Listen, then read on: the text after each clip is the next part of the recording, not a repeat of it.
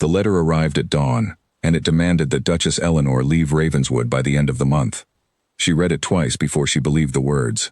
The paper trembled in her hands as she stood in the cold hall, still wrapped in her morning shawl, while the messenger waited outside on his horse for a reply. The letter came from a magistrate in the county, a man she had never met, claiming that her right to the estate was in question because no duke had set foot on the land in 7 years. Without her husband present to confirm her authority, the letter said, the title of Ravenswood could be challenged by any relative with a stronger claim. Eleanor set the letter down on the hall table and pressed her palm flat against the wood to steady herself. 7 years. 7 years of managing the fields, the tenants, the accounts, and the endless demands of a great house, all while her husband remained in London and never once wrote to ask how she fared. She had built a life out of duty and silence, and now silence was being used against her. She called for her steward, a steady man named Walter Grimes who had served the estate since before her marriage. He arrived within minutes, his boots still muddy from the stables. "Your Grace," he said, bowing quickly. "Is something wrong?" Eleanor handed him the letter without a word. She watched his face change as he read it, his brow tightening, his mouth pressing into a thin line. "This is Lord Hale's doing," Grimes said at last. "He has wanted Ravenswood since before you arrived. He has cousins who could press a claim if the Duke is proven absent in both body and interest." Eleanor felt a cold weight settle in her chest. Percival Hale was a neighboring lord whose lands bordered Ravenswood to the east. He had made pleasant conversation with her at church gatherings and sent polite notes at Christmas, but she had always sensed something calculating behind his courtesy, as though he were measuring her, waiting for a weakness to appear. And now one had. She walked to the window and looked out over the fields she had come to know better than her own reflection. She knew which tenant families needed extra grain before winter, and which ones would rather starve than admit they needed help. She knew the names of every child born on the estate in the last 7 years. She had earned this place, not through blood or title, but through work, and she was not prepared to lose it to a man who wanted it only for its income. "I need to write to the Duke," she said. Grimes hesitated. "Your Grace, with respect, you have written to him before." "I know." She turned to face him, and he never answered. "But this time, the letter is not a request. It is a warning. If he does not respond, we may lose everything, and so may every family that depends on this land."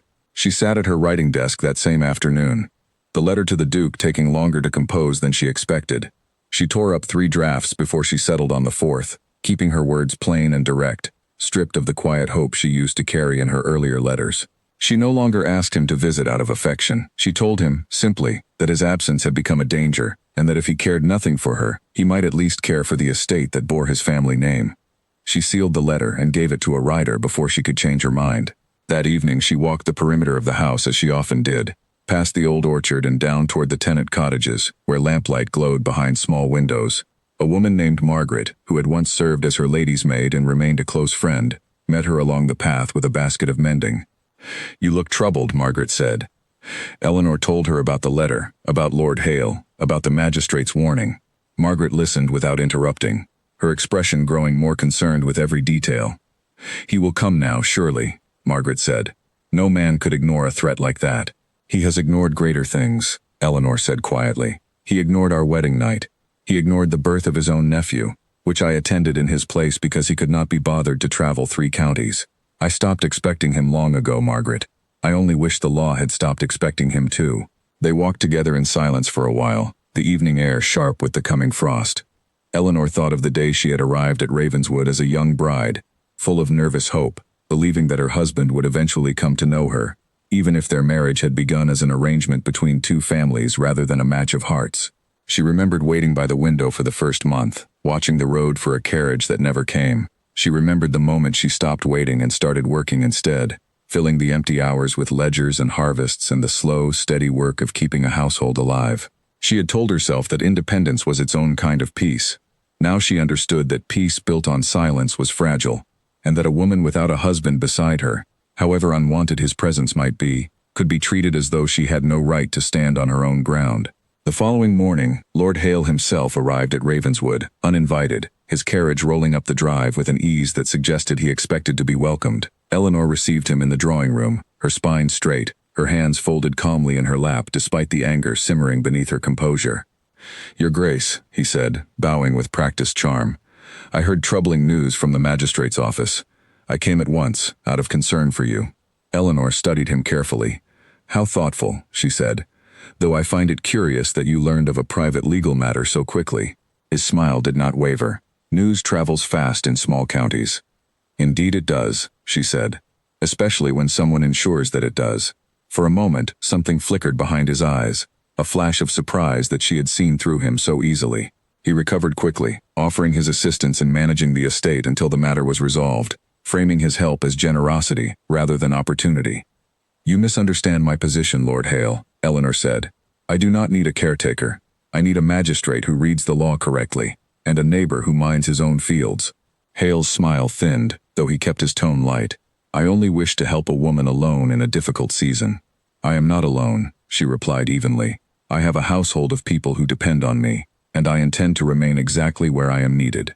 He rose, bowed with the same practiced grace he had entered with, and assured her that he would call again soon to see how matters progressed. Eleanor watched his carriage roll away down the long drive and did not move from the window until it had disappeared entirely, swallowed by the bare autumn trees. She sent for Grimes again that afternoon and asked him to quietly gather any documents proving her years of management over the estate, every ledger, every signed agreement with tenants, every letter from merchants who had dealt with her directly. If the magistrate wished to question her authority, she would answer with proof rather than pleading. She spent hours bent over the account books, copying figures by candlelight long after the house had gone quiet, refusing to let fear settle into her hands as she worked. That night, she sat alone in the study, staring at the fire, wondering whether her letter to the Duke would ever be answered, and whether, even if it were, it would arrive in time. She thought of Hale's eyes, the way they had swept briefly over the room as though already counting what could belong to him. She thought of the tenant families who trusted her judgment, families who had no voice in courts or magistrate offices, and who would suffer first if Ravenswood changed hands into careless ones. Whatever the Duke chose to do, she resolved that she would not simply wait and hope again. She had done enough waiting for one lifetime. In London, in a townhouse far removed from the fields and frost of Ravenswood, a manservant carried a sealed letter up a flight of stairs and knocked twice on a heavy oak door. Inside, a man sat near a cold hearth, staring at nothing in particular, the way he often did in the quiet hours before evening. He had not lit a fire that day. He rarely did anymore. "A letter, Your Grace," the servant said, "from Ravenswood." The man did not move for a long moment. Then he held out his hand. He broke the seal slowly, as though bracing himself for something he had spent 7 years trying to avoid. As his eyes moved across the page, his expression shifted from indifference to something sharper, something that had not stirred in him for a very long time. He read the letter twice, just as Eleanor had. The words were not soft. They carried none of the quiet longing of her earlier letters, the ones he had folded and placed in a drawer without answering, telling himself each time that he would write back soon, that there would be time later to explain himself. This letter offered no such patience. It spoke of magistrates and challenged claims, of tenants who might lose their homes, of a name he carried but had never truly honored. He thought of the day he had signed the marriage contract, young and grieving, agreeing to a match his family needed without ever intending to build a life around it. He thought of the promise he had made to himself afterward, a promise that had kept him away from Ravenswood far longer than he ever meant to stay away, until distance became habit, and habit became a wall he no longer knew how to climb over. He had told himself, for 7 years, that Eleanor was better off without him, that his presence would bring her nothing but the same grief that followed him everywhere he went. He had convinced himself that his silence was a kindness, a way of sparing her from a husband who carried too much sorrow to share a home with anyone. Reading her letter now, he understood how wrong he had been. His absence had not spared her anything. It had left her alone to fight battles that belonged to both of them, battles she should never have had to face without support. Then he stood, walked to the window, and looked out at the darkening street, his mind turning over a decision he had put off for far too long. "Prepare the carriage," he said quietly. "I am going to Ravenswood." The servant blinked in surprise but said nothing, only bowed and hurried to obey, unaware that behind him, the Duke remained still at the window for a long moment more, his jaw tight, his thoughts far away, caught somewhere between guilt and fear of what waited for him at the end of that long road north. 7 years of silence could not be undone in a single journey, but for the first time since he had shut himself away in that quiet house, he found himself unwilling to remain still any longer. 3 days after the Duke's carriage left London, a fire broke out in the eastern barn at Ravenswood, and Eleanor stood in the smoke-filled yard giving orders, before anyone thought to ask where the Duke was. "Move the horses first," she shouted. her voice cutting through the chaos. "Grimes, get the men on the waterline. Margaret, keep the children away from the yard." The fire had started in the hay store, and though the men worked quickly with buckets and wet blankets, the flames climbed fast in the dry autumn air. Eleanor worked alongside the tenants, her sleeves rolled up, her hands blistered from hauling buckets, refusing to retreat to the safety of the main house while her people fought to save the barn. By the time the flames were finally beaten down, the eastern half of the structure had collapsed into smoking ruin, though the animals had been saved and no one had been seriously hurt. As dawn broke over the ruined barn, Grimes approached her with soot on his face and a grim expression. "Your Grace, this was no accident," he said quietly. "One of the stable boys saw a rider near the eastern fence just before the fire started, a rider who left quickly when the flames caught." Eleanor felt a chill that had nothing to do with the cold morning air. "Lord Hale?" "I cannot say for certain," Grimes said, "but it would not be the first time a man wanted to weaken a woman's claim by weakening what she has built." Eleanor stared at the smoking ruin, anger rising steadily beneath her exhaustion. She thought of the magistrate's letter, of Hale's visit, of his offer to manage the estate in her place. If this was his doing, he was not simply waiting for the law to work in his favor. He was willing to force circumstances that would make her look incapable of protecting what she claimed to hold. She would not give him the satisfaction of seeing her frightened. "Rebuild what can be rebuilt," she told Grimes, "and send word to the constable in town. If someone set that fire, I want it known, whether or not we can prove who struck the flint." Meanwhile, on the road north, the Duke's carriage moved slower than he wished, delayed by a broken wheel outside a small market town. He paced the inn yard while the wheelwright worked, restless in a way he had not felt in years. He had spent 7 years cultivating stillness, training himself not to want things, not to hope, because hope had betrayed him once already, in a manner he rarely allowed himself to remember. He had married Eleanor in the aftermath of a loss that nearly broke him. His younger sister, Charlotte, had died of a sudden fever only months before his own wedding was arranged, and in his grief, he had convinced himself that any woman who came close to him would eventually suffer the same fate, that his home carried some quiet curse that took the people who mattered most. He had told himself that staying away from Eleanor was an act of protection rather than cruelty. He had believed it fully enough to build 7 years of silence on top of that single grieving conviction. Charlotte had been 18 when the fever took her, bright and full of plans for a season in town that never came. He remembered sitting beside her bed through the final nights, holding her hand, promising her that she would recover, promising himself the same thing until the moment the promise became a lie he could no longer speak aloud. After the funeral, his mother had pressed him toward the marriage already arranged with Eleanor's family, insisting that duty could not wait for grief to pass. He had gone through the ceremony by proxy like a man walking through fog, signing papers and exchanging vows he barely registered, and then he had retreated to London and never left, telling himself it was temporary, that he would travel to Ravenswood once his grief had settled. The grief never fully settled. Instead, it hardened into habit, and habit into a wall he no longer knew how to climb over. He avoided correspondence, because every letter from Eleanor reminded him of a life he had promised to share, and had instead abandoned. He told himself, in his weaker moments, that he was doing her a kindness by staying away, sparing her from a husband too broken to offer anything but sorrow. It was easier to believe that lie than to face the truth, that his silence had never protected anyone, least of all himself. Now, staring at a broken carriage wheel in a market town, he wondered how he had allowed a private sorrow to cost another person so much. A letter arrived for him at the inn that evening, forwarded from London by his household staff. It came from Grimes, addressed formally to the Duke, informing him of the fire at Ravenswood, and the suspicion that it had been set deliberately. The Duke read the letter standing in the inn's common room, his hand tightening around the paper until the edges creased. He left before dawn the next morning, the broken wheel only half repaired, insisting the carriage could manage the remaining journey slowly, rather than lose another day waiting.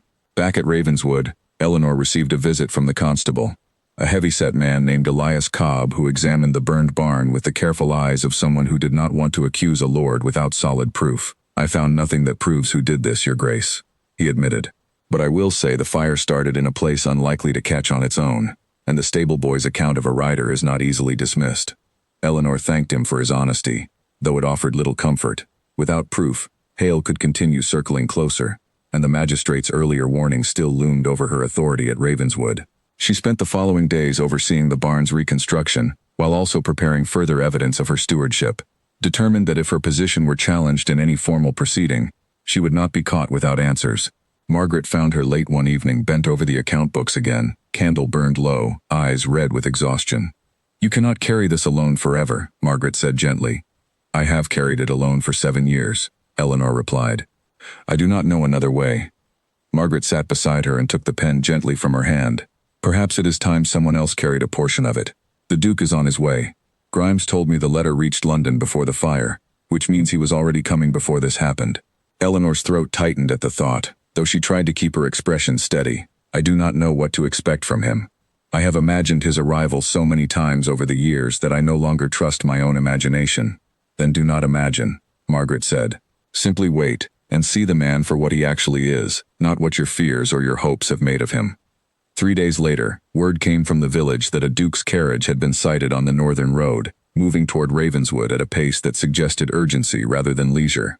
Eleanor felt her heart lurch at the news, a tangle of anger, curiosity, and something she refused to name gathering in her chest. She had spent 7 years building a life that did not depend on his arrival. She was not prepared to let his sudden urgency undo the strength she had built brick by brick in his absence. The same news reached Lord Hale within the hour, carried by a servant he kept planted among the village gossips for exactly this purpose. Hale stood in his study, turning a glass of brandy slowly in his hand as he listened to the report. "He is truly coming then," Hale said, more to himself than to the servant waiting nearby. "It seems so, my lord. The carriage was seen passing the market town 2 days past, delayed by a broken wheel, but moving steadily north since." Hale set down his glass and walked to the window, staring out over the fields that separated his land from Ravenswood. 7 years he had waited for the Duke's continued absence to weaken Eleanor's position beyond repair. 7 years of patient maneuvering, quiet influence over the local magistrate, and careful cultivation of doubt about a Duchess who governed alone. The fire had been a calculated risk, meant to unsettle her further, to make her seem incapable of protecting what she claimed.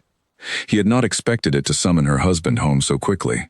"Send word to the magistrate," Hale said. "Tell him the timing of the Duke's sudden arrival, so soon after a suspicious fire, should raise questions rather than settle them. If the Duchess cannot explain the danger on her own land, perhaps her husband cannot either." The servant bowed and hurried away, leaving Hale alone with his thoughts and the slow, simmering frustration of a plan that had nearly worked before circumstances intervened. He was not a man who abandoned a scheme easily, and the Duke's arrival, rather than ending his ambitions toward Ravenswood, only convinced him that he would need to move more carefully, and more quickly, before husband and wife could stand together against him. She was standing in the half-rebuilt barn, directing workers on the placement of new support beams, when the carriage finally rolled up the long drive toward Ravenswood's front steps. Word spread through the estate quickly, tenants pausing in their work to watch the arrival of a man most of them had never seen, a Duke known to them only through his absence. Eleanor did not rush to greet him. She finished giving her instructions to the workers, wiped the dust from her hands, and walked toward the main house at a measured pace, refusing to let her nerves show in her stride. He stood on the front steps when she arrived, taller than she remembered from the single formal portrait exchanged before their wedding, his dark coat travel-worn, his face carrying the weariness of a hard journey. For a long moment, neither of them spoke. The tenants nearby slowed their work, watching the silent exchange between the Duchess who had held Ravenswood together and the Duke who had left her to do so alone. "Your Grace," Eleanor finally said, her voice cool and even. "You have arrived." "I came as quickly as I could," he said. "7 years is not quick," she replied. A muscle tightened in his jaw, and for a moment, she thought he might offer excuses, the same tired justifications she had imagined 100 times in her loneliest hours. Instead, he simply nodded, accepting the weight of her words without argument. "You are right," he said. "I have no defense for the years I stayed away. I only hope there is still time to make amends, both to you and to this estate." Eleanor studied his face carefully, searching for the calculation she had seen so easily in Lord Hale, the practiced charm meant to disarm rather than reveal. She found none of it in the Duke's expression, only a tired honesty that unsettled her more than his silence ever had. "We have more pressing matters than apologies," she said at last. "Someone burned our eastern barn 3 nights ago, and I believe our neighbor, Lord Hale, wishes to see me removed from this estate entirely." The Duke's expression sharpened immediately, weariness giving way to something harder and more focused. "Then show me everything," he said. "The barn, the magistrate's letter, every detail you have gathered. If someone threatens what is mine to protect, I intend to understand exactly how deep the threat runs before I decide how to answer it." As they crossed the yard, Eleanor pointed out the scorched foundation stones. the collapsed beams still smelling faintly of smoke, and the section of fence where the stable boy claimed to have seen a rider fleeing in the darkness. The Duke listened closely, asking careful questions about the timing of the fire, the direction of the wind that night, and whether any of the tenants had noticed strangers near the property in recent weeks. Grimes mentioned Lord Hale's visit the day after the magistrate's letter arrived, Eleanor said. He offered to manage the estate himself, framed as concern for a woman alone. I declined, and he left displeased, though he hid it well. A neighbor eager to manage what is not his, the Duke said grimly. That is not concern. That is opportunity dressed in polite language. I have thought the same, Eleanor said. But without proof, accusing a lord of arson invites more trouble than it resolves. Cobb, our constable, found nothing definite, only suspicion. Then we gather proof carefully, and quietly, the Duke said. I will not have this estate, or you, threatened by a man clever enough to hide behind good manners. Eleanor glanced at him, surprised by the certainty in his voice, so different from the silent, distant figure she had constructed in her mind over 7 lonely years. She said nothing of her surprise, unwilling to let hope settle too easily after so long spent guarding against disappointment. Instead, she led him through the remainder of the damaged barn, explaining the rebuilding already underway, the workers she had hired, the funds she had allocated from the estate's accounts without waiting for permission she had never expected to receive. You managed all of this alone, he said quietly, more observation than question. I had no other choice, she replied, and I do not regret the strength it gave me, whatever it cost. He held her gaze a moment longer than politeness required, something unreadable passing behind his tired eyes, before he nodded and turned his attention back to the burned timber at their feet, asking practical questions about materials and cost, as though grounding himself in useful work rather than the weight of everything unspoken between them. For the first time in 7 years, Eleanor found herself walking beside her husband, rather than standing alone against the world, though she remained careful not to let herself lean on his presence too quickly. Trust, she reminded herself, had to be earned again from the beginning, no matter how urgently he had traveled north, or how sincerely his words seemed to land. As they walked toward the far end of the ruined barn together, neither of them noticed the figure watching from the tree line at the edge of the eastern fields. A man on horseback who turned his mount away quietly once he confirmed that the Duke had indeed arrived, carrying the news back toward Hale's estate with grim purpose. A masked rider tried to break into the estate's record room on the same night the Duke first slept under Ravenswood's roof in 7 years, and it was Eleanor who caught him. She had been unable to sleep, her mind too full of the day's events to settle, and she had gone down to the study to review the account books once more before the coming magistrate's hearing. As she approached the record room at the end of the east corridor, she saw a thin line of lamplight beneath the door that should have been dark and locked. She did not call out. Instead, she moved quietly to the small side table near the corridor wall and picked up the heavy iron candlestick that stood there, gripping it firmly as she eased the door open. A man in dark clothing stood bent over the estate's ledgers, a hooded lantern in one hand, sorting quickly through papers as though searching for something specific. He turned at the sound of the door, and for a brief, frozen moment, their eyes met across the dim room. Eleanor did not hesitate. She struck the lantern from his hand, plunging the room into near darkness as glass shattered against the floor. The intruder shoved past her roughly, knocking her shoulder into the doorframe, and fled down the corridor with quick, practiced steps. Eleanor's cry brought the household running, but before help arrived, she found herself following the fleeing intruder into the corridor, driven by anger rather than caution. She caught sight of him disappearing through a side door that led toward the kitchen gardens, his boots striking hard against the stone floor as he ran. She followed as far as the garden threshold, candlestick still gripped tightly in her hand, and watched him vault over the low garden wall into the darkness beyond, swallowed quickly by the night. She stood there a moment, breathing hard, the cold air biting at her bare arms, before common sense finally overtook her anger, and she turned back toward the house. Servants met her halfway across the garden, carrying lanterns and calling her name with rising alarm, and she allowed herself to be guided back inside, her heart still pounding from the confrontation. By the time servants arrived with lit candles to search the record room properly, the intruder had vanished into the darkness outside, leaving only a torn scrap of dark fabric caught on the record room's window latch, and a scattering of ledgers pulled from their shelves. A single muddy boot print near the window suggested a man of average height and build, offering little else to identify him by. The Duke arrived moments later, half-dressed, his expression sharpening the instant he saw her rubbing her bruised shoulder. "Are you hurt?" he asked, closing the distance between them quickly.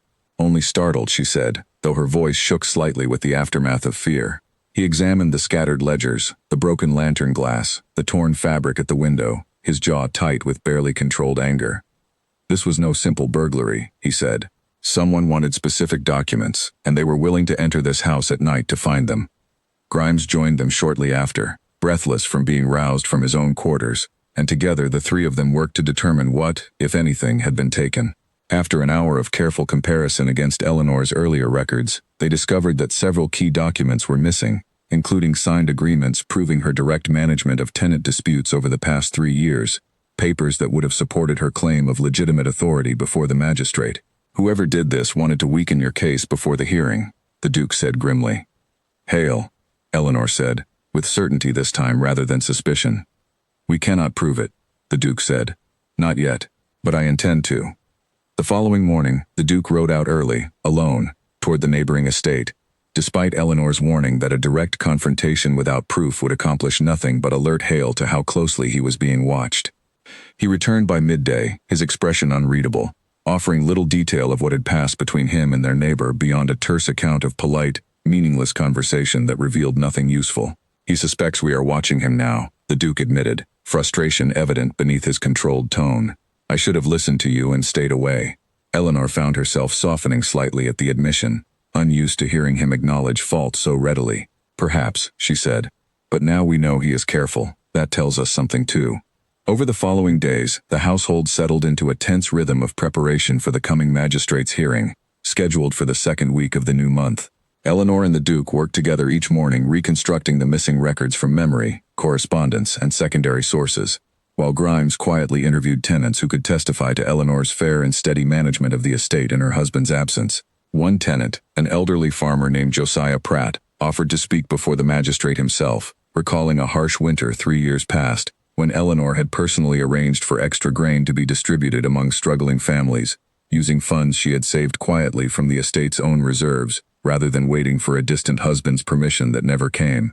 Others came forward with similar accounts, small acts of fairness and diligence accumulated over years, that, taken together, painted a clear picture of a woman who had earned her authority through steady work, rather than mere title. The Duke listened to each account with visible humility, often falling silent for long stretches afterward, absorbing the scope of what his absence had required of her.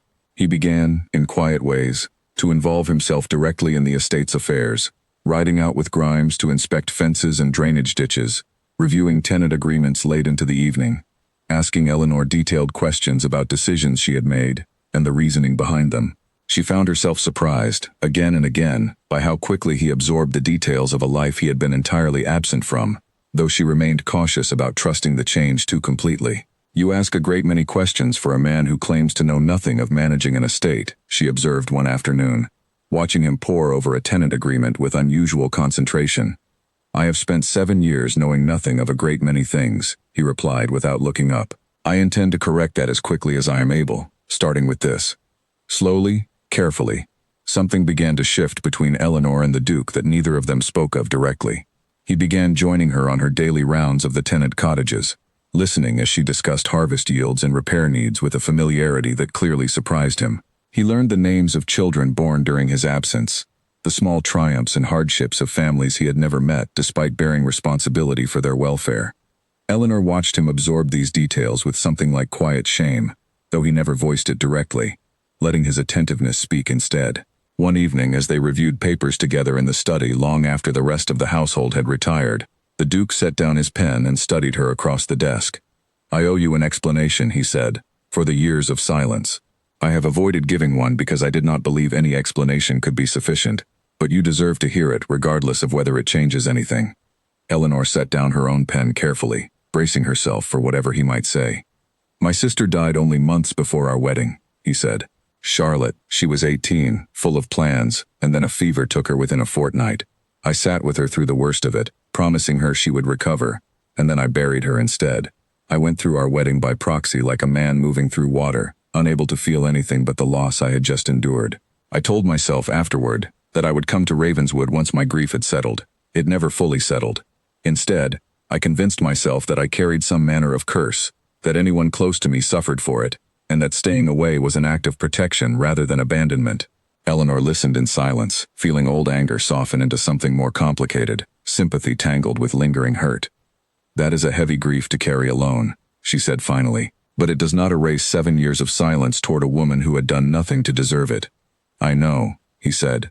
"I am not asking you to forgive it easily. I am only asking you to understand where it began, so that whatever comes next between us is built on truth rather than further silence." She studied him carefully, searching his face for the practiced charm she had learned to distrust in Lord Hale, and found instead only the raw honesty of a man finally setting down a burden he had carried too long alone. "I appreciate the truth," she said quietly. "It does not undo the years, but it helps me understand them."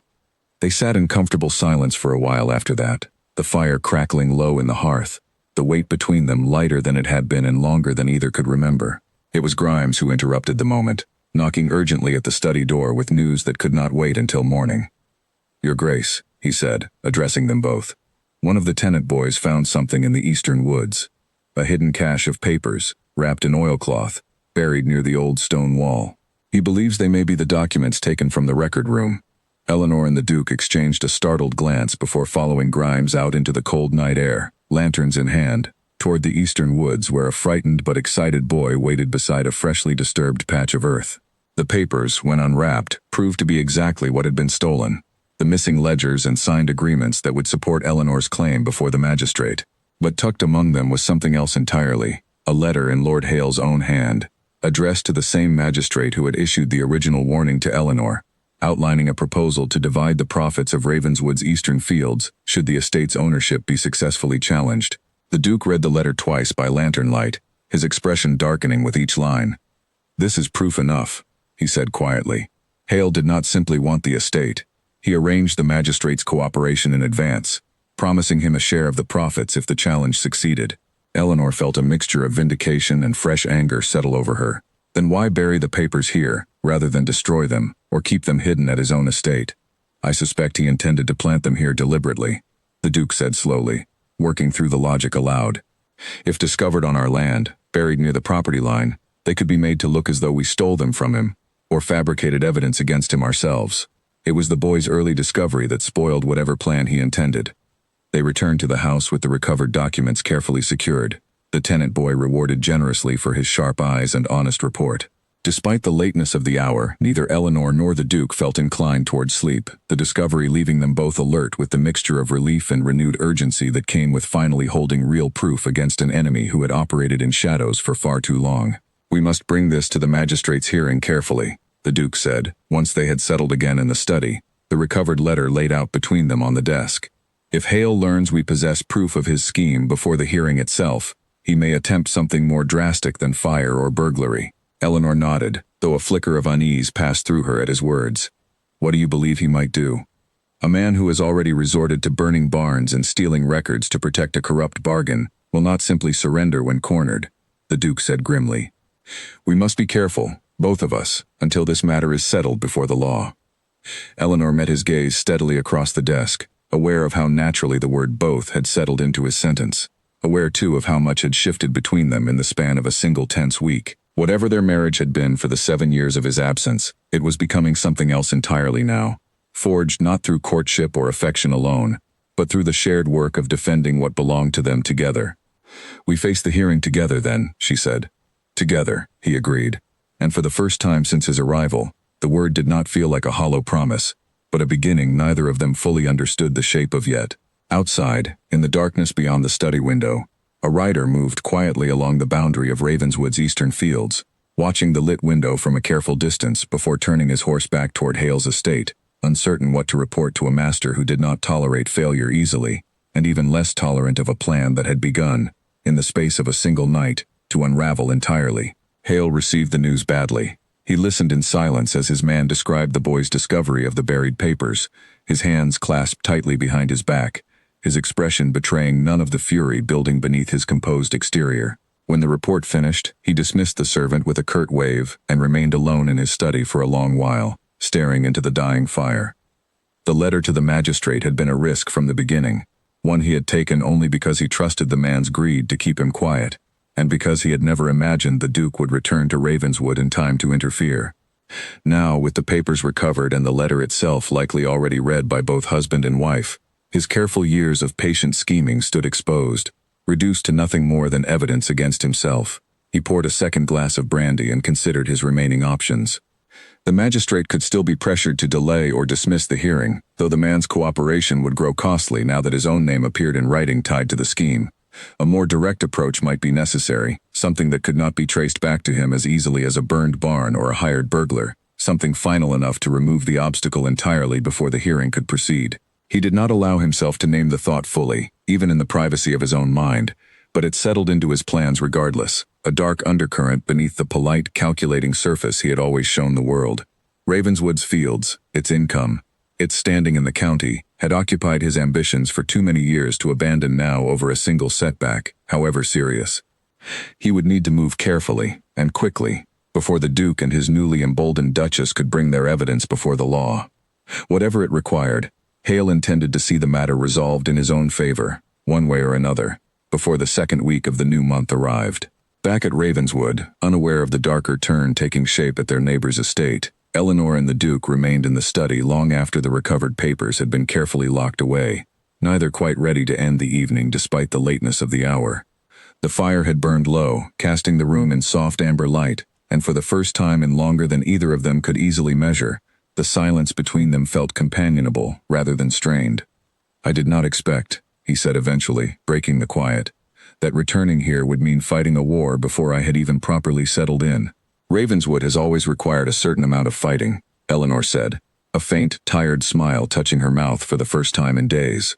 "You have simply arrived in time to share the burden." He studied her for a long moment, something warm and unguarded passing behind his tired eyes.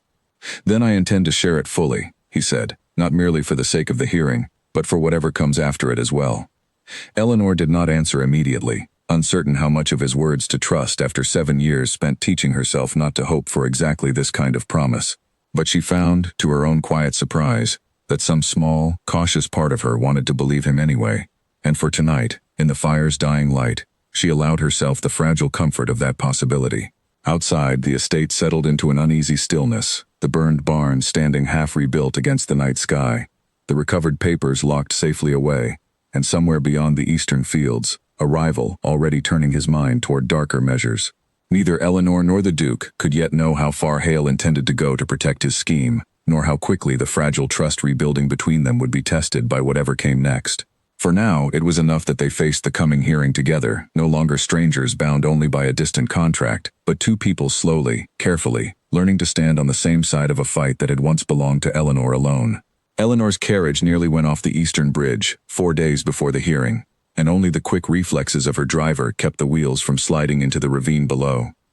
She had been traveling back from the village after delivering a final set of documents to her solicitor when the front axle gave way suddenly on the narrow bridge crossing, the carriage lurching hard to one side as the horses screamed in panic.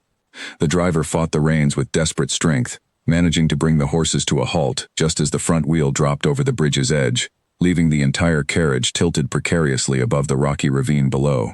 Eleanor was thrown against the carriage door, her shoulder striking hard enough to leave a deep bruise, but she scrambled free through the opposite door with the driver's help, both of them shaking as they stood on solid ground and stared at the carriage hanging dangerously over the edge. "Your Grace," the driver said, his voice unsteady. "That axle was checked only 2 days past. I inspected it myself before we left this morning." Eleanor said nothing at first, her mind racing through the implications even as her body still trembled from the shock. When she finally found her voice, it came out low and controlled, though anger simmered beneath the calm. "Then someone tampered with it after your inspection," she said. They returned to Ravenswood on foot, leading the frightened horses behind them, the ruined carriage left where it hung until it could be safely retrieved. The Duke met them at the gate, alarm flooding his face the moment he saw the state of them, dust and fear still clinging to both Eleanor and her driver. "What happened?" he demanded, closing the distance between them in quick strides. "The axle failed on the eastern bridge," Eleanor said. "Deliberately, I believe." His expression darkened immediately, the same controlled fury she had come to recognize whenever Hale's name entered a conversation, even unspoken. He examined her bruised shoulder himself, his hands surprisingly gentle despite the tension radiating from him, and insisted she rest while he arranged for the carriage to be inspected by a wheelwright he trusted personally, a man with no ties to the local gossip that might reach Hale's ears. The wheelwright's report, delivered the following morning, confirmed what Eleanor had already suspected. The axle had been deliberately weakened, cut partway through in a manner designed to hold for a short journey before giving way entirely under sustained weight. Precisely the kind of failure that would occur on a long carriage ride like the one to the village and back. This was meant to look like an accident, the Duke said, studying the damaged axle laid out on the workshop table. If the carriage had gone over that bridge, no one would have questioned it as anything but poor maintenance and bad luck. The wheelwright, a broad-shouldered man named Hobbs who had served the estate for over a decade, ran his thumb along the clean edge of the cut and shook his head grimly. "I have repaired hundreds of axles in my time," he said. This was no accident of wear. Someone with a knife and steady hands did this, and they knew exactly how much to cut so it would hold long enough to seem safe on inspection, only to fail once the weight and motion of a full journey wore through the rest. "Could you determine when it was done?" the Duke asked. Hobbs considered the question carefully. "Judging by the freshness of the cut against the surrounding rust, I would say within a day of the journey itself. Whoever did this knew the carriage's schedule, or watched closely enough to catch it unattended at the right moment." Eleanor felt a cold certainty settle over her. He is no longer content to weaken my claim through the courts alone.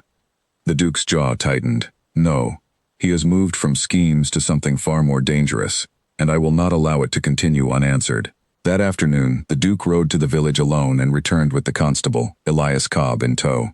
Together, they laid out the full account of events for him, the fire, the burglary, the buried papers, and now the tampered carriage axle, building a pattern too consistent to dismiss as coincidence or misfortune. "I cannot arrest a lord on suspicion alone," Cobb said carefully, though his expression suggested he no longer doubted where the danger originated. "But this pattern, taken together with the letter you recovered, may be enough to bring before the magistrate directly, particularly if we can show the same magistrate stands to benefit from Hale's scheme." "We intend to do exactly that," the Duke said, "but until the hearing I want increased watch over the estate, particularly around Eleanor's movements. Whatever Hale attempts next, I do not intend to be caught unprepared again." Cobb agreed to station a man near the estate's boundaries and promised to alert the Duke immediately of any unusual activity reported in the village. After he departed, the Duke found Eleanor in the garden, sitting quietly on a stone bench despite the day's chill, her injured shoulder wrapped carefully beneath her shawl. "You should be resting indoors," he said, settling beside her without waiting for invitation. "I have spent enough of my life indoors, waiting for danger to pass on its own," she replied. "I would rather sit here and think clearly than hide upstairs and imagine worse things than what has already happened." He studied her profile for a long moment, the fading afternoon light catching the exhaustion beneath her composed expression.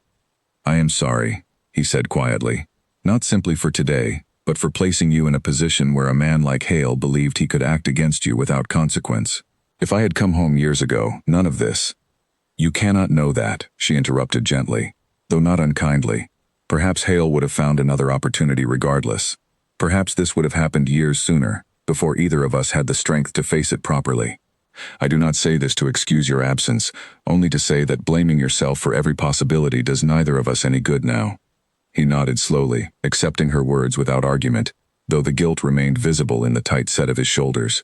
They sat together in silence for a while, the garden quiet around them except for the distant sound of workers still repairing the barn, until Margaret appeared at the garden entrance with news that could not wait. "Your Grace," she said, addressing Eleanor with visible urgency. "One of the kitchen girls overheard something in the village this morning. A man was asking questions at the inn about the household's routines, when the Duchess typically travels, which roads she favors, how many guards accompany her carriage." Eleanor felt the cold return to her chest immediately. Did anyone recognize him? "No," Margaret said. "A stranger, well-dressed, careful with his questions, but it does not sound like idle curiosity." The Duke rose immediately, his expression hardening into something Eleanor had not yet seen from him, a sharp, protective focus that left no room for hesitation. "Did the kitchen girl describe him further?" he asked Margaret. "Height, manner of dress, anything distinctive?" Margaret nodded. "Tall," she said, "dressed too finely for a common traveler, though he tried to appear otherwise. He paid for his questions with coin rather than conversation, which the innkeeper found strange enough to mention to my cousin who works there." "A hired man, then," the Duke said grimly, "not Hale himself, careful enough to keep his own hands clean of anything traced directly back to him." "That has been his pattern from the beginning," Eleanor said. "The fire, the burglary, the axle, always through others, never his own hand risked directly. Which makes him harder to prove guilty before the law," the Duke said, "but no less dangerous for his caution. If anything, a man who plans this carefully is more dangerous, not less." "I want guards posted at every entrance to this house by nightfall," he said. "And Eleanor does not travel anywhere without at least 2 armed men accompanying her, myself included whenever possible." "I do not need to be guarded like a prisoner in my own home," Eleanor protested, though even she recognized the fear beneath her irritation. "This is not about treating you as a prisoner," he said, his voice firm but not unkind. "It is about ensuring you remain safe until this matter is settled properly before the law. I have already failed you once through absence. I do not intend to fail you again through carelessness." Eleanor studied him for a long moment, torn between her instinct toward independence and the undeniable truth that the danger around her had grown too serious to dismiss through pride alone. Finally she nodded, accepting his terms, though reluctantly. "Very well," she said, "but I expect to be informed of every precaution taken, not simply told to remain indoors and trust that others are managing my safety without my knowledge." "That," he said, with the faintest hint of a tired smile, "I can agree to entirely." Over the following 2 days, the estate transformed into something resembling a quiet fortress. Guards posted at every gate and entrance, patrols walking the boundary fences through the night, and Eleanor's movements carefully coordinated to avoid predictable patterns that might be exploited. The Duke worked closely with Cobb to gather further evidence for the hearing, while also ensuring that word of their heightened security reached the village, hoping that visible caution might discourage Hale from attempting anything further before the matter reached the magistrate. Despite the tension, something steady had begun to grow between Eleanor and the Duke amid the danger surrounding them, forged through shared purpose rather than simple proximity. He no longer treated her decisions as something to be questioned or managed, but as the informed judgment of a woman who had earned her authority through years of careful stewardship. She, in turn, found herself trusting him more with each day that passed, watching him absorb the full weight of responsibilities he had avoided for 7 years without complaint or resentment. Only quiet, determined effort to make amends through action, rather than words alone. In the evenings, when the day's preparations were finished and the guards had settled into their night watches, Eleanor and the Duke often found themselves sharing a quiet supper in the small dining room, rather than the formal hall, a habit that had begun out of practicality, and slowly become something closer to comfort. He asked about her family, the childhood home she had left to marry him, the years before Ravenswood when she had been simply Eleanor, rather than a duchess fighting alone against a scheming neighbor. She found herself answering more openly than she expected, surprised by how easily old defenses eased in his company, once his attention proved genuine rather than performed. In turn, he spoke more of Charlotte, small memories rather than only grief, the sound of her laughter, her stubborn insistence on learning to ride astride rather than side-saddle despite their mother's objections, the letters she used to write him from her own visits to relatives, full of observations too sharp and funny for a girl her age. Eleanor listened to these fragments with quiet attention, understanding slowly that the man across the table was not simply making amends for lost years, but beginning, cautiously, to let her see the parts of himself he had kept hidden even from his own family. It was a fragile thing they were building, neither of them naming it directly, but Eleanor found herself waking each morning with less dread than she had known in years, even amid the mounting danger surrounding them, as though the presence of an ally, however newly earned, made the fight feel less impossible than it had when she carried it entirely alone. 2 nights before the hearing, as Eleanor prepared for bed, a guard's urgent shout echoed across the estate grounds, followed by the sharp crack of a struggle near the northern boundary wall. She rushed to the window in time to see torchlight moving quickly through the darkness, shouts overlapping in confusion and alarm. The Duke burst into the corridor moments later, already dressed and moving toward the stairs. "Stay here," he said firmly. "Bar the door until I return." Eleanor caught his arm before he could leave, fear and determination mixing plainly in her expression. "Be careful," she said. "Whatever this is, I have not spent 7 years surviving alone only to lose you the moment I have finally begun to trust you again." Something shifted in his face at her words, brief but unmistakable, before he nodded and hurried down the stairs toward the commotion at the northern wall, leaving Eleanor alone in the corridor with her heart pounding, and the uncertain shape of the coming night stretching dangerously ahead of them both. She did not stay behind the barred door as instructed for long. Pulling a heavy cloak over her nightclothes, she made her way instead to a window overlooking the northern grounds, watching the scattered torchlight move between the trees near the boundary wall, straining to make sense of shouted commands too distant to fully understand. Minutes stretched unbearably long as she waited, every sound outside sending fresh fear coursing through her chest.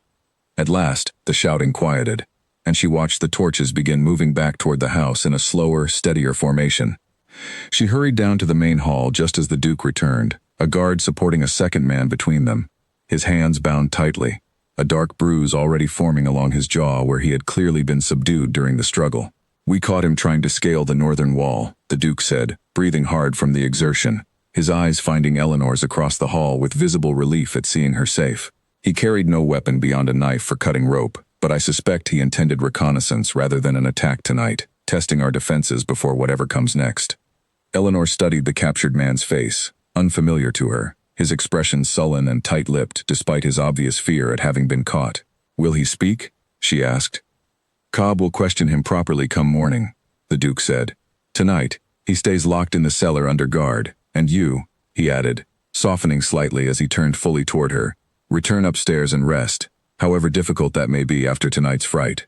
Eleanor nodded, though sleep felt impossibly distant with her heart still racing from the night's events. As she climbed the stairs once more, she found herself grateful, despite the danger surrounding them, that she no longer faced such nights entirely alone.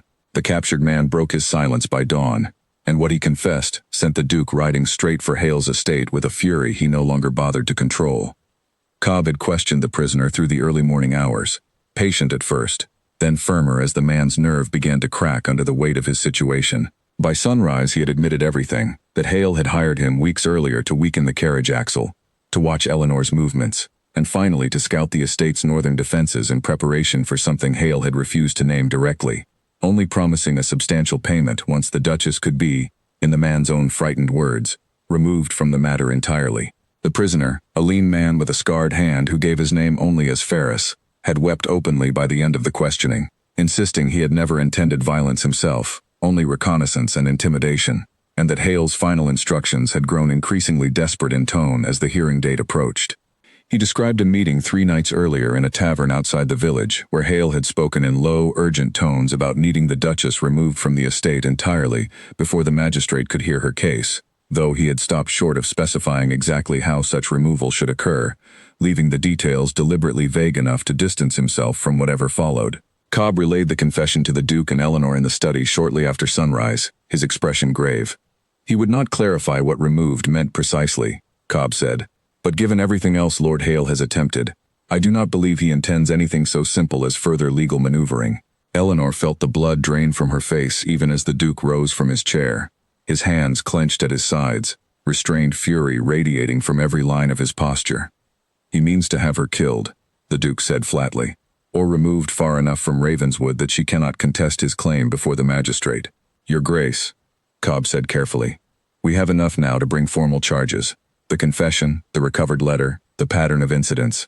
I can ride to the magistrate's office within the hour and demand Hale's arrest before the hearing even convenes." "Do it," the Duke said, "and I will accompany you." "I would rather you remain here, protecting Eleanor," Cobb said. "I have spent 7 years failing to protect her through absence," the Duke said, his voice hard.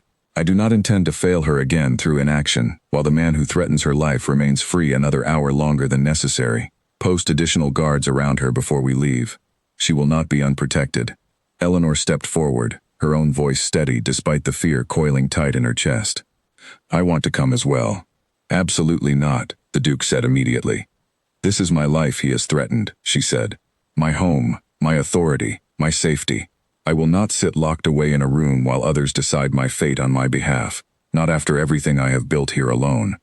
The Duke studied her for a long moment, torn between the protective instinct driving him and the plain truth in her words. Finally he nodded, though reluctantly. "You ride with guards flanking you at all times," he said, "and you remain behind us, not beside us, should anything go wrong." Eleanor agreed, and within the hour, a small but heavily armed party set out from Ravenswood toward Hale's estate, Cobb carrying the confession and recovered letter carefully secured within his coat, the Duke riding at the front with an expression that promised no patience for further delay or deception. The ride to Hale's estate passed largely in silence, the autumn morning cold and gray around them, every rider alert to the possibility of ambush along the narrow country road. Eleanor kept her horse steady behind the Duke as instructed, her mind turning over Ferris's confession, the casual cruelty of a man willing to threaten her life over fields and income, dressed up as old family grievance. She thought of the fire, the stolen ledgers, the cut axle, each incident now fitting into a pattern too deliberate to have ever been mistaken for coincidence. The Duke rode ahead with Cobb, exchanging low, urgent words she could not fully hear over the sound of hooves against packed earth, though she caught enough to understand they were discussing how best to secure Hale's arrest without giving him time to flee or destroy further evidence. As they crested the final hill before Hale's estate came into view, the Duke slowed his horse just enough to fall back beside her.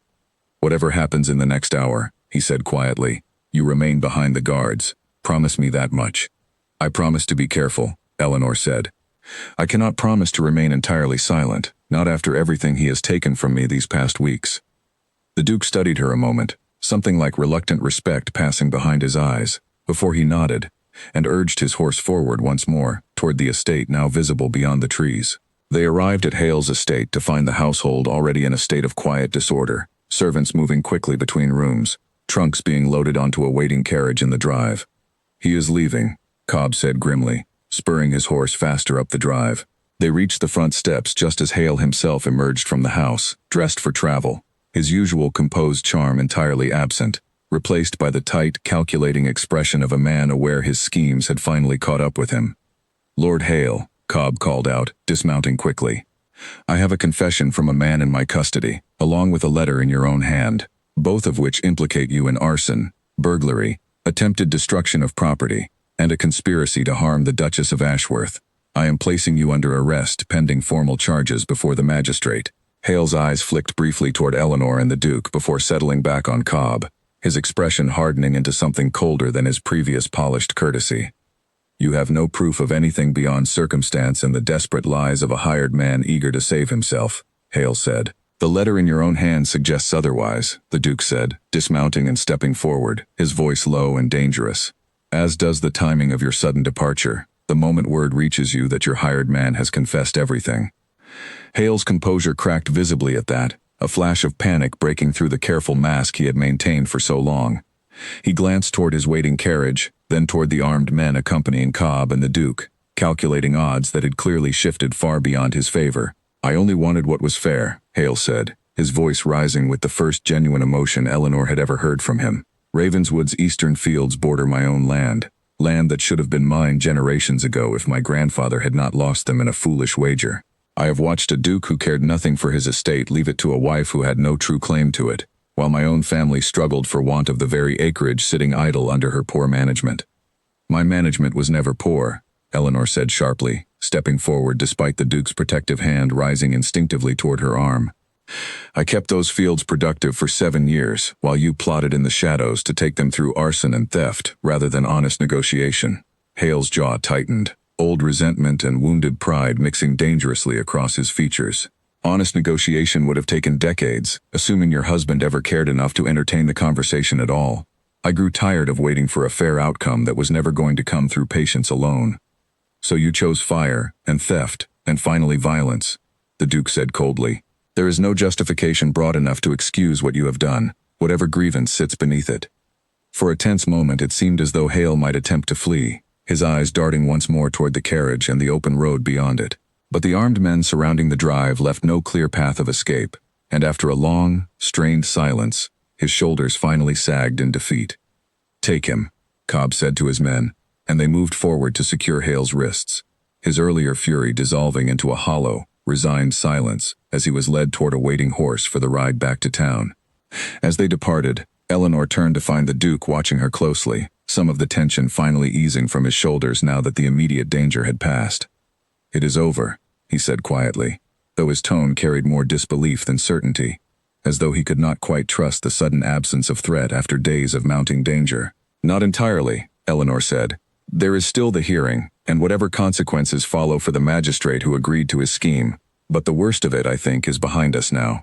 They rode back to Ravenswood together, the guards forming a loose protective circle around them, the autumn afternoon unusually bright and clear after days of tension and fear. Eleanor found herself watching the fields pass by with something she had not felt in longer than she could easily remember, a loosening of the constant vigilance she had carried for 7 years, first through loneliness, then through danger, and finally, cautiously, through the beginning of something that might yet become peace. That evening, word spread quickly through the estate of Hale's arrest, tenants gathering in small groups to discuss the news with visible relief, many of them approaching Eleanor directly to offer their gratitude for her steady leadership through the ordeal. Old Josiah Pratt found her near the stables and pressed her hand warmly between his own weathered palms, telling her that he had never doubted her, not once in 7 years, and that the whole village had watched her carry Ravenswood through hardship with more grace than most men could have managed. Margaret embraced her tightly in the kitchen doorway, tears standing openly in her eyes, relief and pride mixing freely across her face as she finally allowed herself to feel the full weight of the danger that had passed. Grimes, ever practical even amid celebration, spent the evening organizing the estate's affairs for the coming hearing, ensuring every document, every witness account, every scrap of evidence stood ready for the magistrate's formal review. He found Eleanor briefly in the corridor and offered a rare, unguarded smile. 7 years I have watched you hold this place together, Your Grace, he said. It does my heart good to see the danger finally answered, whatever comes next before the law. Eleanor accepted their thanks with quiet humility, aware that the true resolution still required the formal proceedings ahead, though the immediate threat to her safety had finally lifted. She walked the grounds slowly that evening, past the rebuilt sections of the eastern barn, past the tenant cottages glowing warm with lamplight, past the garden where she had so often sat alone turning over worries with no one to share them. For the first time in longer than she could easily measure, the weight on her shoulders felt lighter, not gone entirely, but no longer hers to carry in complete isolation.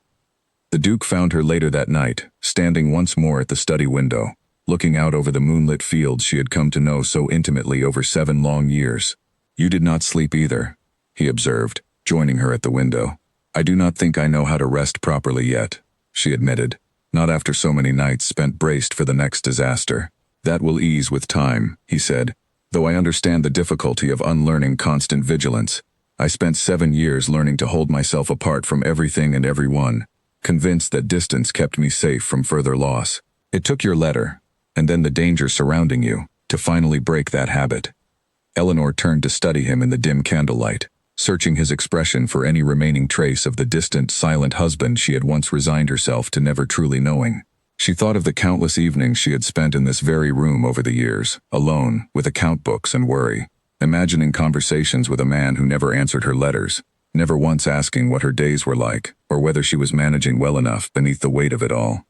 She had built entire imagined versions of him in those lonely hours, sometimes cruel in her private thoughts, sometimes softened by hope she refused to admit even to herself, and neither version, she realized now, matched the tired, earnest man standing beside her. I spent so many years wondering what kind of man could stay away so completely, she admitted. I imagined cruelty sometimes, when the loneliness felt unbearable. Indifference, certainly. I never quite imagined grief large enough to explain it, not until you spoke of Charlotte. Grief is not an excuse, he said. Only an explanation, and a poor one at that, for choices that cost you so dearly. Perhaps not an excuse, she agreed. But I find I understand it more than I expected to, now that I have seen how deeply the fear of loss can close a person off from everything they might otherwise embrace. And now, she asked quietly, what do you intend to do with the habit broken? He held her gaze steadily, something warm and certain settling behind his tired eyes. I intend to remain, he said. Not out of duty alone, though duty brought me here initially, but because these past 2 weeks have shown me a woman I never properly allowed myself to know, and I find, rather unexpectedly, that I do not wish to return to the silence I once mistook for safety. Eleanor felt something unlock cautiously in her chest at his words. 7 years of guarded distance, slowly, carefully beginning to soften into something she had long stopped allowing herself to hope for. I am not the same woman you married by proxy 7 years ago, she said. I built a life without waiting for you, and I do not intend to abandon the strength that life gave me, even now that you have returned. I would not ask you to, he said. I do not want the woman who waited quietly for a husband who never came. I want the Duchess who kept this estate alive through fire and threat and 7 years of silence, exactly as she is, strength and all. For the first time since his arrival, Eleanor allowed herself to believe, cautiously and without full certainty, that the man standing beside her in the candlelit study might finally be the husband she had once hoped for, arriving far later than she had ever wished, but perhaps not too late after all. Outside, the estate lay quiet under a clear autumn sky, the guards still stationed at their posts out of caution rather than necessity now, the burned barn standing half restored against the darkness, and somewhere beyond the boundary fences, the road that led toward town, and the magistrate's office where Hale now waited under guard for judgment he could no longer escape. Eleanor thought briefly of the hearing still ahead, the formal proceedings that would finally settle her authority over Ravenswood beyond any future challenge, and found that the prospect no longer filled her with the same dread it once had. She had proof now, gathered not through pleading or waiting, but through the same steady determination that had carried her through 7 years of solitary stewardship. Whatever the magistrate decided in the coming days, she would face it not as a woman abandoned and vulnerable, but as a duchess who had earned her place through work, courage, and the loyalty of the people around her, standing now, unexpectedly, beside a husband who had finally chosen to stand there too. She turned from the window at last, the candle burning low between them, and allowed herself, for the first time in longer than she could remember, to simply exist in the quiet of the moment, without bracing for whatever danger might come next. The night stretched ahead peacefully, free at last of the fear that had shadowed every evening since the magistrate's first letter had arrived weeks earlier, and in its place settled something far more fragile and far more precious, the tentative beginning of a partnership neither of them had expected to find, built from the wreckage of 7 silent years and the fire that had, in the end, brought them both finally home. The magistrate's hearing room fell utterly silent the moment Eleanor produced the buried letter, and it was in that silence that Lord Hale's carefully built reputation finally collapsed beyond any repair. The hearing convened on a gray morning in the county courthouse, a modest stone building crowded with tenants, neighbors, and curious townsfolk who had gathered to witness the resolution of a scandal that had consumed local gossip for weeks. Eleanor had dressed carefully that morning, choosing a simple gown that spoke of steady dignity rather than display, and as she walked through the crowded courthouse doors beside the Duke, she felt the weight of dozens of watching eyes, some sympathetic, some merely curious, a few still uncertain what to make of a duchess who had governed alone for so long. Word of the confession and recovered letter had spread quickly through the county in the days since Hale's arrest, and the courthouse buzzed with hushed conversation as they took their seats, whispers of arson and conspiracy passing between neighbors who had once considered Lord Hale an upstanding member of the local gentry. Eleanor sat beside the Duke at the front of the room, her hands folded steadily in her lap despite the nerves fluttering beneath her calm exterior, while Hale sat across the aisle, flanked by a constable, his composure a thin, brittle mask over the panic she suspected simmered beneath it. The presiding magistrate, a stern-faced man named Justice Aldridge, brought in from the neighboring county specifically because of the original magistrate's suspected involvement in Hale's scheme, opened the proceedings by reading aloud the initial complaint that had questioned Eleanor's authority over Ravenswood in her husband's prolonged absence. "Before we proceed further," the Duke said, rising when given leave to speak, "I wish to submit evidence directly relevant to the true motivations behind this complaint." Justice Aldridge nodded his permission, and the Duke presented the recovered letter in Hale's own hand, along with Ferris's signed confession, the wheelwright's report on the tampered carriage axle, and testimony from Cobb, detailing the pattern of incidents traced back to Hale's involvement. The room grew progressively quieter as each piece of evidence was read aloud, murmurs of disbelief rippling through the gathered townsfolk as the full scope of Hale's scheme became clear. "Lord Hale," Justice Aldridge said finally, "do you dispute the authenticity of this letter, written in your own hand, proposing a division of Ravenswood's profits with the very magistrate who issued the original complaint against the Duchess?" Hale's jaw tightened, his eyes flicking briefly toward the door as though calculating some final possibility of escape before settling back with resigned defeat. "I do not dispute it," he said quietly, the fight finally draining from his voice. "And do you dispute your involvement in the fire that damaged Ravenswood's eastern barn, the burglary of its record room, or the tampering of the Duchess's carriage that nearly cost her life?" Hale said nothing for a long moment, the silence stretching heavy across the crowded room, before he finally shook his head, a small, defeated motion that carried more weight than any words could have. "I acted out of grievance I believe justified," he said.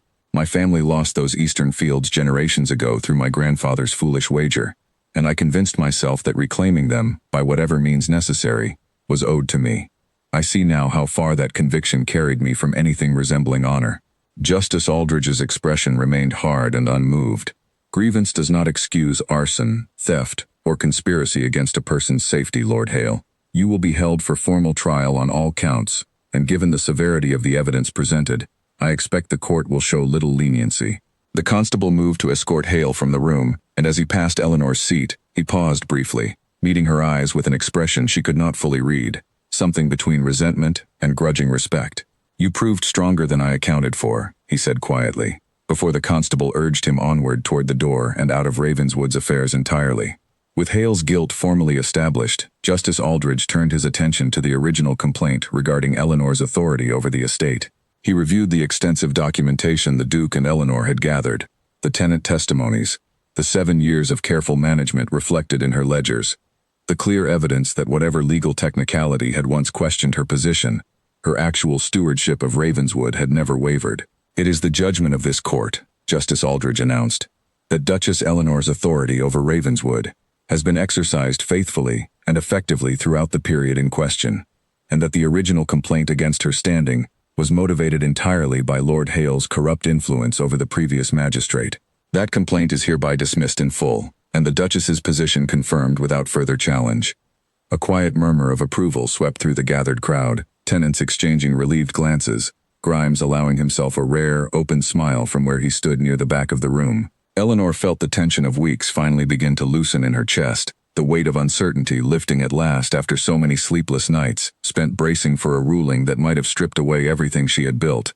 As the hearing concluded and the room began to empty, tenants and neighbors approached Eleanor and the Duke with congratulations and quiet expressions of relief, the community's collective anxiety finally settling into genuine celebration. Josiah Pratt clasped the Duke's hand firmly, telling him plainly that Ravenswood was fortunate to have him home at last, whatever the years of absence had cost. The Duke accepted the words with humility, glancing toward Eleanor as though seeking her reaction to praise he did not feel he had fully earned. Outside the courthouse, as their carriage waited to carry them home, the Duke turned to Eleanor with an expression she had not seen from him before, open and unguarded, in a way that suggested he had finally set down the last of the careful distance he had carried for so long. "It is done," he said, "truly done, this time." Eleanor allowed herself a small, genuine smile, the first she had felt fully unguarded in longer than she could remember. "It is done," she agreed. They rode back to Ravenswood in comfortable silence, the autumn countryside rolling past the carriage windows in warm afternoon light, and Eleanor found herself, for the first time in 7 years, looking toward the future without the constant undercurrent of dread that had shadowed every day since her wedding by proxy. The estate came into view eventually, familiar and steady against the horizon, the rebuilt barn standing whole once more, the fields she had tended so carefully stretching wide and golden in the last light of the day. That evening, the household gathered for a modest celebration in the great hall, tenants and staff mingling freely in a manner the formal house had rarely seen, warmed by relief and the simple pleasure of shared safety finally restored. Long tables had been arranged with simple, hearty food, and someone had produced a fiddle, filling the hall with music that drew even the most reserved of the household staff into laughter and easy conversation. Children ran between the tables, released from the tension that had gripped their parents for weeks, and Eleanor watched them with a warmth she had not allowed herself to feel fully since the magistrate's first letter had arrived. Eleanor moved through the gathering with quiet gratitude, thanking each person individually for their loyalty and courage through the difficult weeks behind them, while the Duke stood nearby, watching her with an expression of quiet admiration he no longer bothered to hide.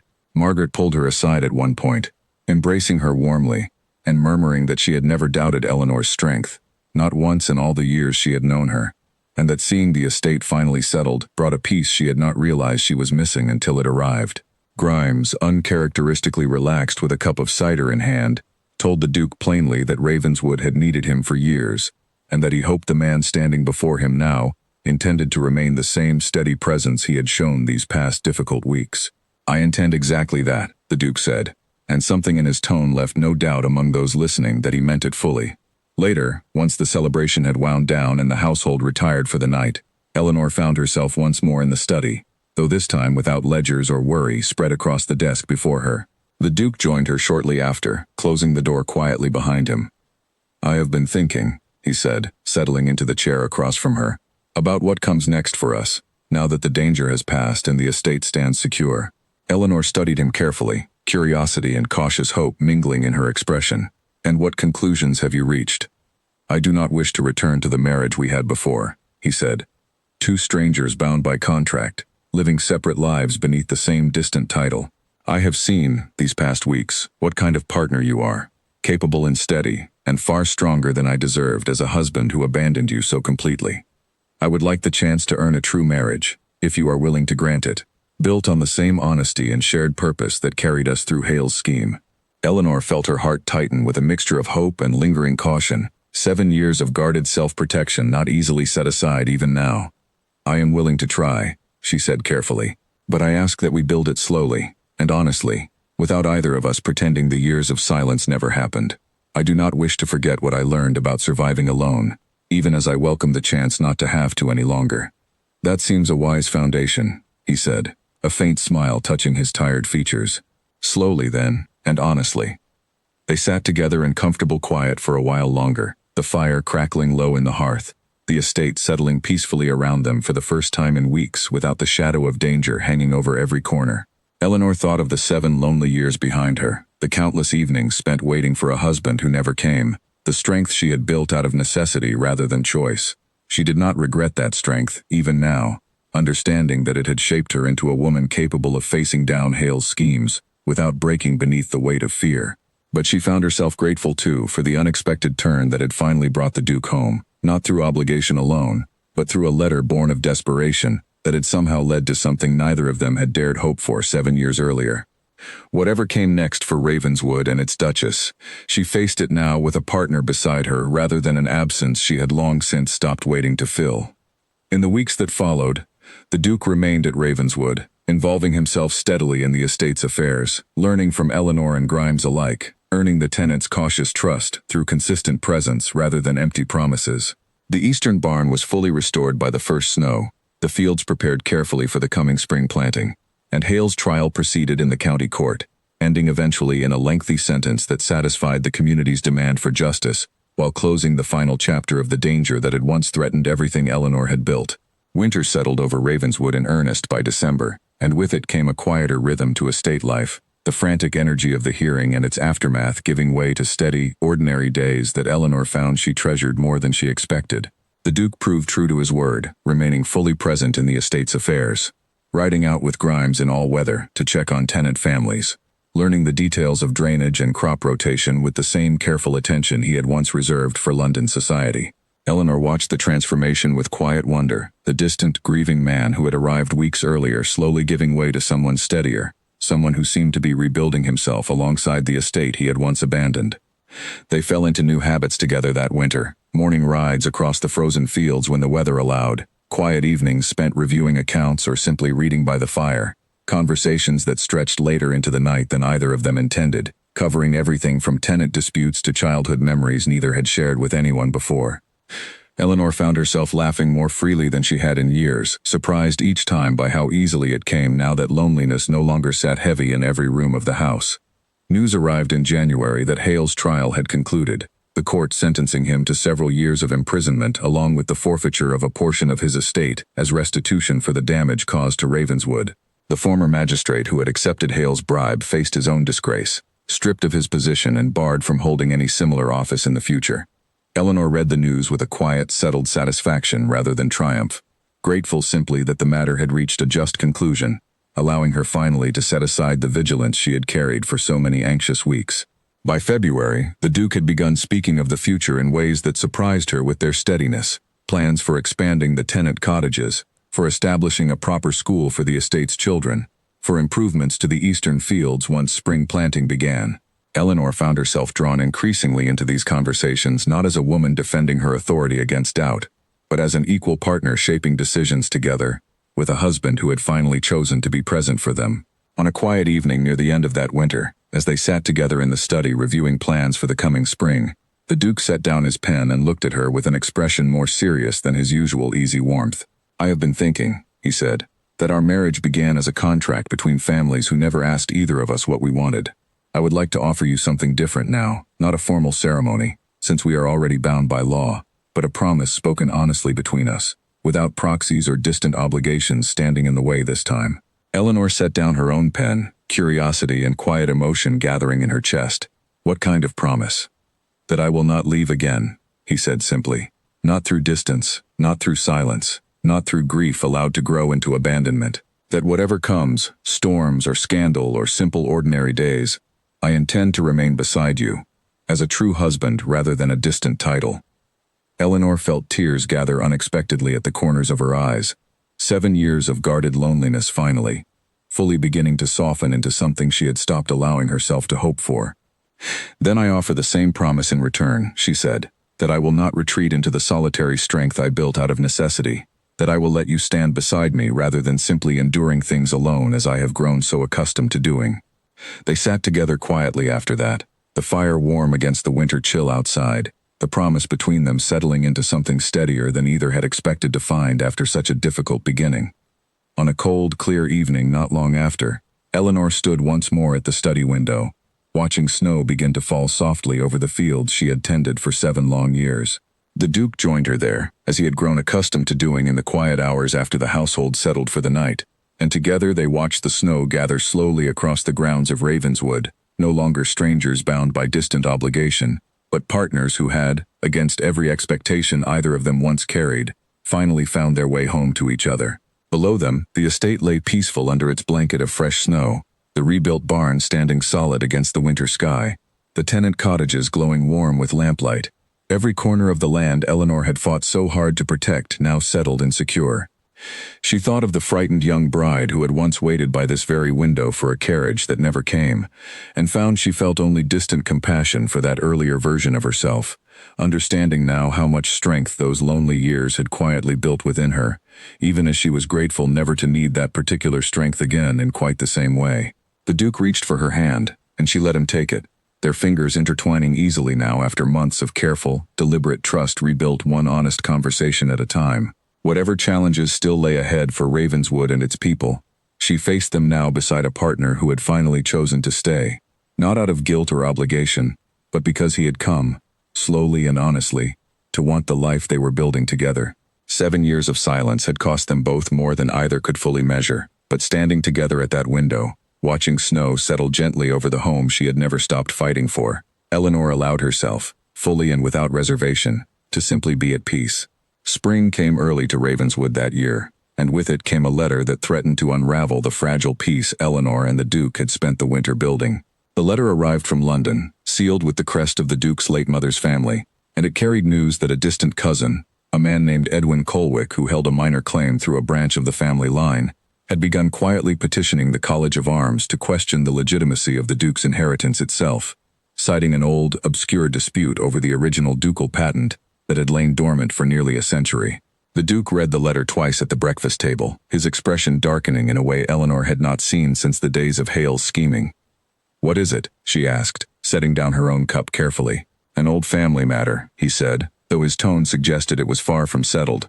"A cousin I have met perhaps twice in my life believes he has found grounds to challenge the succession itself. If he succeeds, even partially, it could unravel far more than a single hearing over tenant management." Eleanor felt a familiar cold weight settle in her chest, the same instinct that had once braced her against Hale's schemes rising again despite the peaceful months behind them.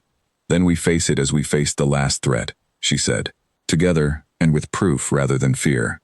The Duke studied her for a long moment, something like gratitude passing behind his tired eyes. "I had almost forgotten what it felt like to say we, and mean it so easily," he said. They spent the following weeks gathering documentation of their own, correspondence with the family solicitor in London, records tracing the ducal patent back through several generations, testimony from elder relatives who remembered the original dispute Colwick now sought to revive. The work proved tedious rather than dangerous, a battle fought through paperwork and careful argument rather than fire or violence, though the stakes felt no less significant for their quieter nature. During this time, Eleanor found herself traveling to London for the first time in years, accompanying the Duke to meetings with solicitors and, eventually, to a formal audience before officials reviewing Colwick's petition. She had once imagined London as a place that had stolen her husband from her, the city where he retreated into grief and silence for 7 long years, and she approached the journey with cautious unease, uncertain how the place might feel now that the man beside her had changed so thoroughly. The city proved less daunting than she feared, largely because the Duke remained close at her side throughout, introducing her properly to acquaintances and family members who had known him before Charlotte's death, before the long silence that had followed it. His mother, now living quietly with a widowed sister in a townhouse near the edge of the city, received Eleanor with cautious warmth at first, clearly uncertain how to greet a daughter-in-law she had never properly met, despite 7 years of marriage between her son and this composed, steady woman now standing in her parlor. But the reserve between them softened quickly once the older woman began asking after Ravenswood, after the tenants, after the details of estate management that Eleanor answered with easy, practiced confidence, and by the end of their visit, she found herself embraced warmly and invited to return whenever business brought them to town again. Many of the Duke's old acquaintances expressed quiet surprise at how altered he seemed, warmer and more present than the withdrawn figure they remembered from years past. and several took Eleanor aside privately to thank her for whatever transformation had brought him back to himself. One elderly gentleman, a former friend of the Duke's late father, gripped her hand warmly at a dinner gathering and told her plainly that he had feared the young Duke might spend his entire life hidden away in grief, and that seeing him laugh freely again, discussing harvest yields and tenant schools with genuine enthusiasm, brought him more relief than she likely realized. Eleanor found these conversations strange at first, uncertain how to accept credit for a transformation she felt had come as much from the Duke's own choices as from anything she had done. Yet she came to understand, slowly, that her steady presence, her refusal to simply accept his absence or excuse it, had indeed played some part in drawing him back toward the world he had shut himself away from for so long. The petition hearing itself proved almost anticlimactic after the tension of preparation. Colwick's claim, built on a technicality nearly a century old and unsupported by any solid documentation, collapsed quickly under the weight of evidence the Duke's solicitor presented, and the officials dismissed the challenge within a single afternoon, affirming the Duke's inheritance beyond any further question. Colwick himself, a nervous, thin man who seemed to have been persuaded into the attempt by more ambitious relatives, offered a stammering apology before departing the proceedings entirely, and the matter concluded with far less drama than either Eleanor or the Duke had braced themselves for. Returning to Ravenswood that spring felt different than any homecoming Eleanor had known before. The carriage rolling up the familiar drive toward fields turning green with new growth, tenants waving from their cottages as they passed, the estate settling around her with the particular comfort of a place fully and finally secured. The Duke reached for her hand as the house came into view, and she let her fingers rest easily against his, the gesture no longer requiring the careful deliberation it once had. "Home," he said quietly, watching the familiar stone walls approach. "Home," she agreed. The summer that followed brought its own quiet triumphs, the eastern fields yielding their best harvest in years under careful joint management, the small school the Duke had proposed finally breaking ground near the village, offering tenant children lessons that had never been available to their parents. Eleanor oversaw much of the construction herself, finding deep satisfaction in watching a project take shape from her own vision, rather than simply managing crises as they arose, a novel experience after so many years spent in constant defensive posture. She hired a young schoolmaster recommended by the vicar, a patient man with a gift for making even the most restless farm children eager to learn their letters, and she visited the small building often as it rose, discussing lesson plans and simple furnishings with genuine enthusiasm she had rarely allowed herself to feel about anything beyond mere survival in years past. The Duke involved himself in the school's planning as well, surprising her with his attentiveness to details she had not expected him to notice.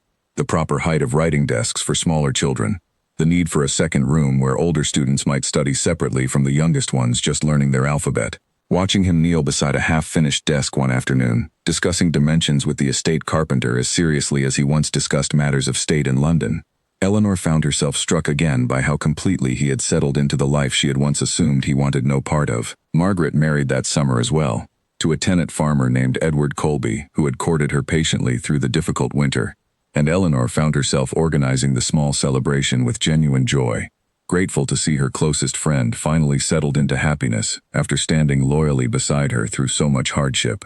The wedding took place in the small chapel near the village, simple flowers gathered from the estate gardens decorating the modest space, and Eleanor watched from the front pew with tears gathering unexpectedly as Margaret exchanged vows with a man who clearly adored her, remembering all the quiet evenings her friend had spent offering comfort and counsel through the darkest weeks of the previous year. The Duke attended the wedding at Eleanor's side, mingling easily with tenants who had once regarded him with wary suspicion, now greeting him with the comfortable familiarity of a neighbor rather than a distant lord.